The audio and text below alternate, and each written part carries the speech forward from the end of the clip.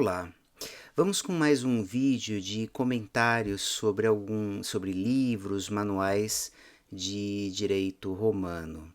E me pediram que eu fizesse comentários sobre a minha tradução das Institutas de Justiniano. Eu, na verdade, até pretendia fazer isso, mas ia fazer isso um pouco depois eu queria colocar alguns livros antes. Mas no fundo tem razão essas pessoas, uma vez que eu deveria fazer logo mesmo, uma vez que eu estou usando a minha tradução das Institutas como base para aquela playlist para Titla, onde eu estou apresentando os principais conceitos, categorias, classificações do direito romano justinianeu. Então, um vídeo rápido com as principais características que eu quis inserir ali no livro talvez facilite a utilização dessa minha tradução. Então, vamos a ela, vamos comentar ela. Em primeiro lugar, bom, uma tradução das Institutas Justiniano, uma tradução do principal manual usado em Roma para o estudo do direito romano, Roma no sentido amplo, na verdade o Império Romano, mas usado nas escolas de direito em época justinianeia, na época do imperador Justiniano, o que significa século VI depois de Cristo. Ok. Ou seja, é uma tradução de um manual voltado para alunos do começo do curso, alunos que não tenham conhecimento prévio. Bom, isso eu já falei bastante em vídeos anteriores. Das institutas, nós sempre tivemos quase como uma tradição de traduções aqui no Brasil. Não são poucas as traduções. Eu não vou mencionar todas, mas só para eu ficar em traduções que foram mais importantes aqui para a minha escola em São Paulo e que acabam sendo as mais conhecidas por todo o Brasil, eu menciono algumas, só para referência, e quem quiser também pode se utilizar delas. Essas que eu vou mencionar agora são 4, são muito difundidas e foram feitas por grandes pesquisadores. Em ordem cronológica, a mais antiga delas foi a feita por Coelho Rodrigues entre os anos de 1879 e 1881. Entre esses anos, porque a tradução ela veio à luz em dois volumes, um de 1879 e outro de 1881.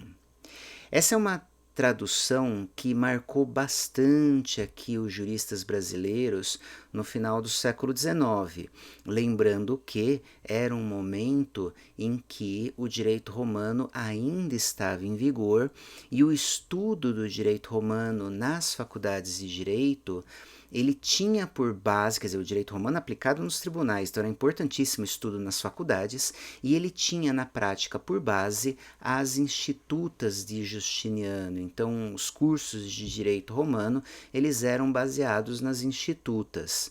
E na época não todos falavam latim. Então imaginem o impacto que tinha uma tradução boa das institutas para os alunos de direito nas faculdades que havia no Brasil e também para os profissionais de direito que acabavam aplicando o direito romano. Nesse contexto surgiu essa tradução do Coelho Rodrigues.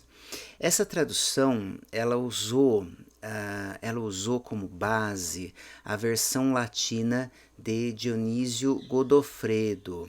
Mas no segundo, é interessante, aliás, no prefácio do primeiro volume, o Coelho Rodrigues ele demonstra ter conhecimento já do que ele chamava de edição Mommsen, mais corretamente das institutas, era a edição Krieger, que foi publicada junto com a edição Mommsen do Digesto, então provavelmente ele estava se referindo a isso, e ele diz no segundo volume que tinha tido acesso a ela, e daí tinha feito algumas correções com base nela.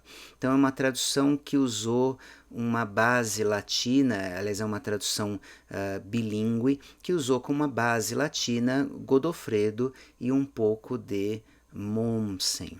E é uma tradução que também trazia, não era só das institutas, se acrescia às institutas uma tradução de duas novelas, ou seja, de duas constituições do imperador Justiniano posteriores ao Código de Justiniano, ou seja, posteriores ao ano 534 depois de Cristo. Mais especificamente, ele traduzia também as novelas 118 e 127, que foram novelas promulgadas como um reflexo da pandemia que assolou o Império Romano da década de 540 e que mudavam significativamente o sistema sucessório romano. Aliás, criava ali as bases do direito, as bases do direito sucessório depois aqui brasileiro. Para quem quiser, inclusive, fica uma sugestão, consulte, vá atrás na internet daquele meu brevíssimo artigo sobre a pandemia, os reflexos jurídicos da pandemia, eu acabo mencionando essas duas.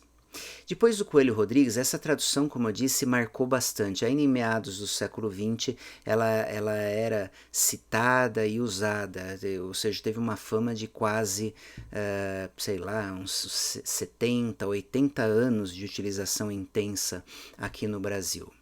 Mas no início do século XX, um ano antes da promulgação do nosso primeiro Código Civil, ou seja, em 1915, é publicada uma tradução por um professor aqui de São Paulo.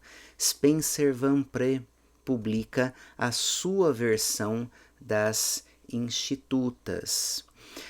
Detalhes é que essa tradução das Institutas de Van Pré não era bilíngue, traduzia simplesmente traduzia do latim para o português, era só a versão em português, mas era uma versão que tinha notas de rodapé com muito mais substância do que o material que se apresentava na tradução Coelho Rodrigues. A tradução Coelho Rodrigues é basicamente a tradução das Institutas com alguns detalhes no final dos volumes. A do Van Pré não, tem notas muito interessantes de conteúdo, então notas interessantes de conteúdo, 1915. Em terceiro lugar, terceira grande tradução foi de um ex-catedrático aqui de São Paulo também, Alexandre Correia, que em 1951 publicou a sua versão. Abrindo um parênteses, ela aparece como segundo volume do seu manual, aliás, um manual que ele escreveu em conjunto com o italiano Gaetano Schiaccia, e aparece esse segundo volume, que tem a tradução das Institutas de Justiniano, junto com uma tradução das Institutas de Gaio, que foi feita pelo seu filho, que depois se tornaria também professor catedrático aqui em São Paulo. Então essa edição de 1951, que depois teve uma segunda edição em 1955, que corrigia, segundo ele, uma omissão, uma grave omissão na primeira edição, que provavelmente o editor, porque ele menciona no prefácio, esqueceu no livro impresso de juntar a tradução dele das novelas, das mesmas duas novelas de Coelho Rodrigues, 118 e 127. Depois, né, então, aparece ali na segunda edição de 1955. Aliás, já que eu falei em vinculação, o Alexandre Correia, o professor Alexandre Correia, ele explicitamente faz referência à tradução Coelho Rodrigues e deixa bem claro que ele a seguiu de perto, então ele teve uma grande influência da tradução do Coelho Rodrigues. Digamos que a tradução Alexandre Correia era um Coelho Rodrigues atualizado para meados do século XX. E outro detalhe interessante é que essa tradução do Alexandre Correia, do professor Alexandre Correia, ela já explicitamente dizia que adotava como texto base o texto de Krieger. Ele não explicita que edição, se era aquela edição separada, se era a edição em conjunto com a edição do Digesto de Mommsen, hipótese mais provável, mas não indica qual edição, mas era a edição Krieger, já é um mérito, já era um grande mérito para a época, era uma edição latina mais cuidada. E por fim, só para fazer referência, mais recentemente, um professor também aqui do Largo de São Francisco, Cretella, publicou também a sua versão das Institutas. Ele publicou em 2000 e depois teve uma segunda edição em 2005.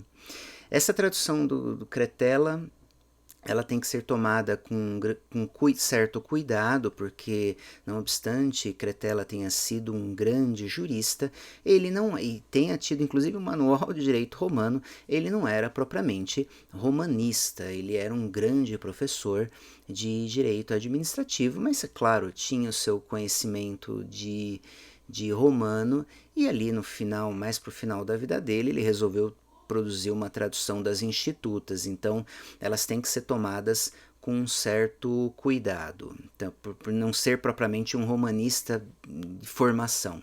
E também não eram uma tradução bilíngue, então tem alguns, por tudo isso tem umas escorregadelas ali na tradução dele. Nesse contexto que eu resolvi, estimulado pela publicação da tradução do Digesto por Vasconcelos, eu resolvi fazer uma minha versão das Institutas, na tradução das Institutas de Justiniano.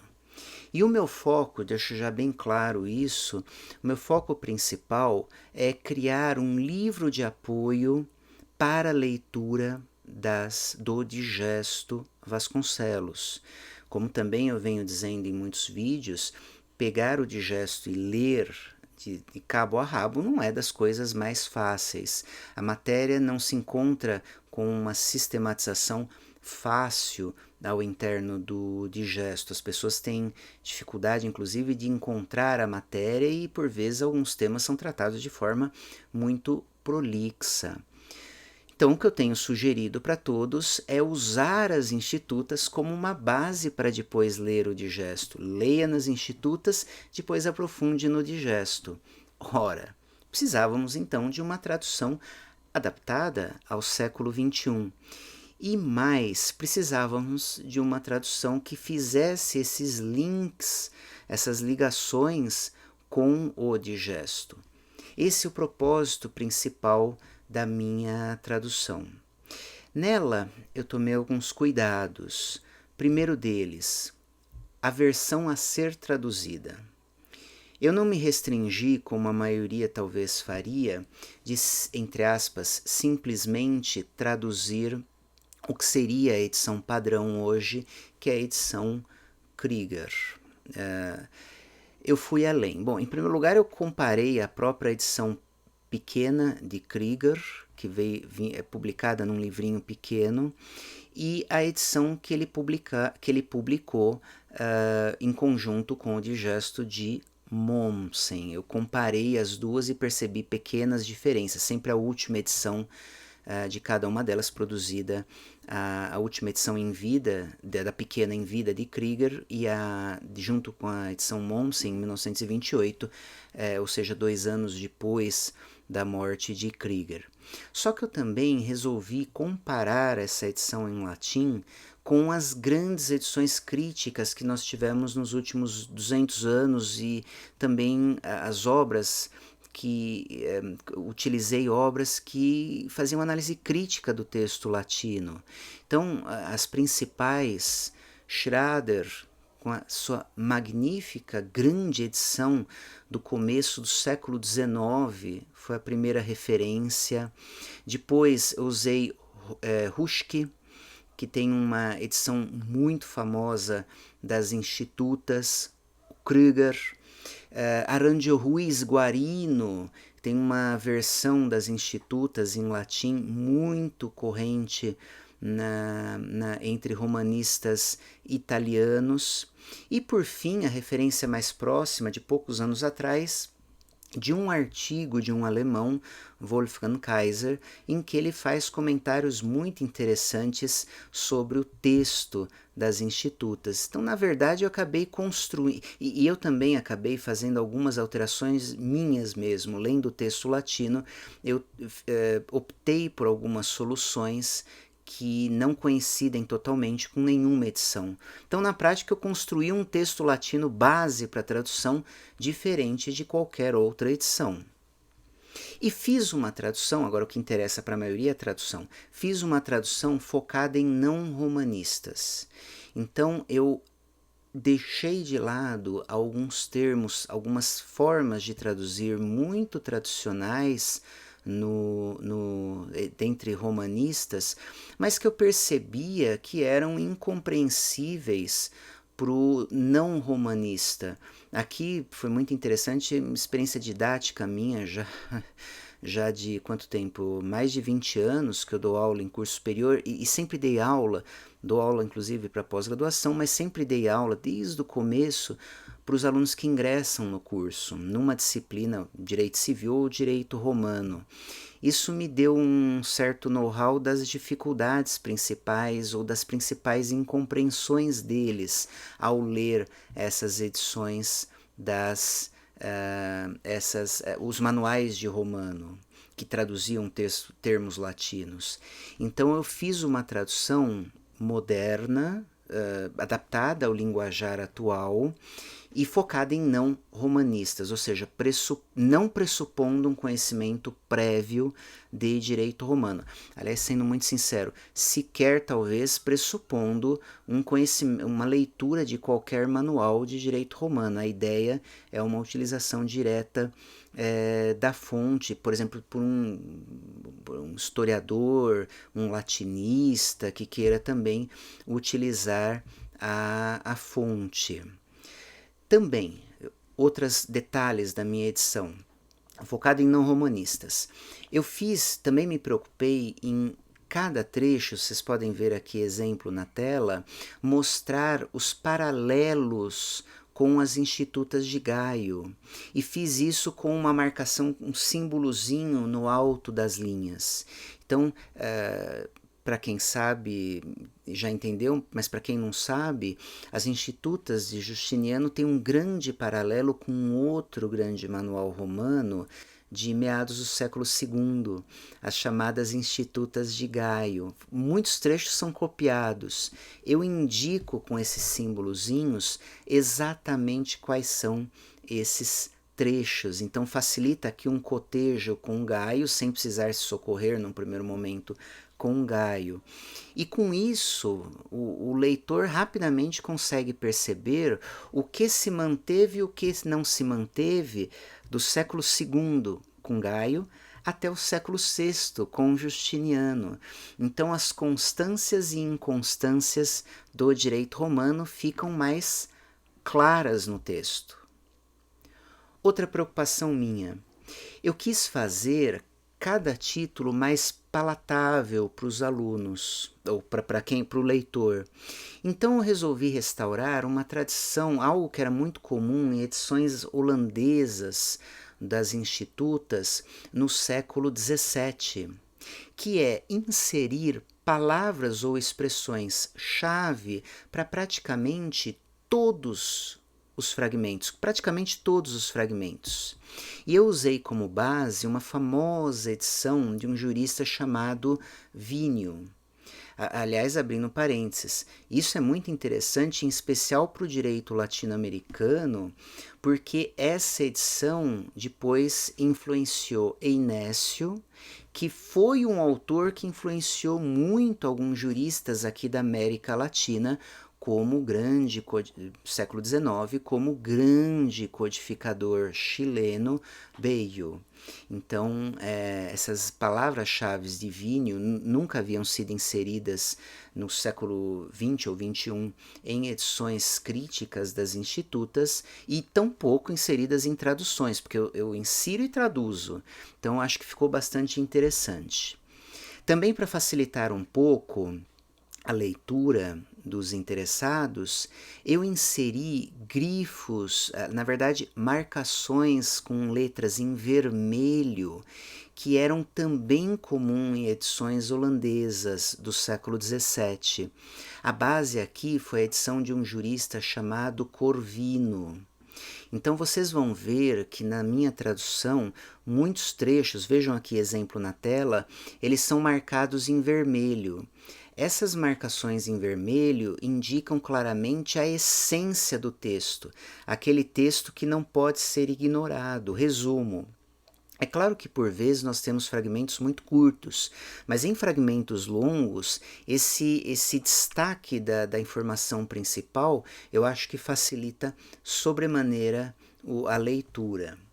Outra coisa para facilitar a leitura, eu indico em cada fragmento, logo no seu início, a numeração dele, o que facilita, principalmente para o não romanista, a citação do fragmento. Às vezes o não romanista fica em dúvida, mas como é que eu cito? É I ponto, daí que números eu coloco?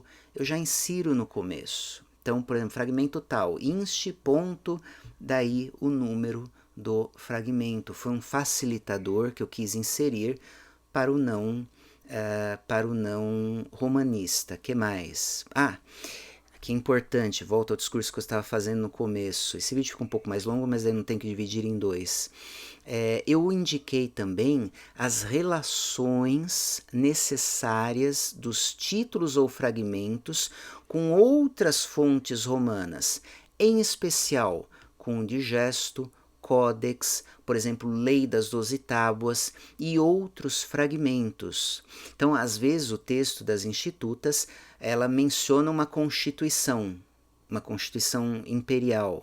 Eu indico em nota de rodapé qual é a fonte. Ou indica que determinada passagem haveria na Lei das 12 Tábuas. Eu indico em nota de rodapé aonde.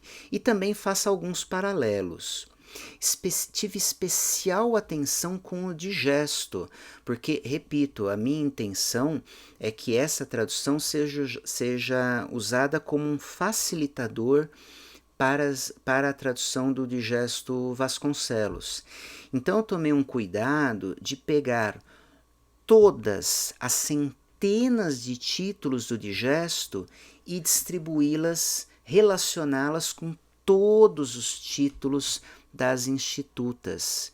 Então, para cada título das institutas, vocês verão que haverá uma nota de rodapé inicial em que eu indico qual é o título ou quais são os títulos do digesto relacionados. Às vezes é só um, por exemplo, o primeiro título do digesto das institutas, que trata do direito, da justiça, da jurisprudência, dos princípios gerais do direito, corresponde ao primeiro título do primeiro livro do digesto. Isso é fácil.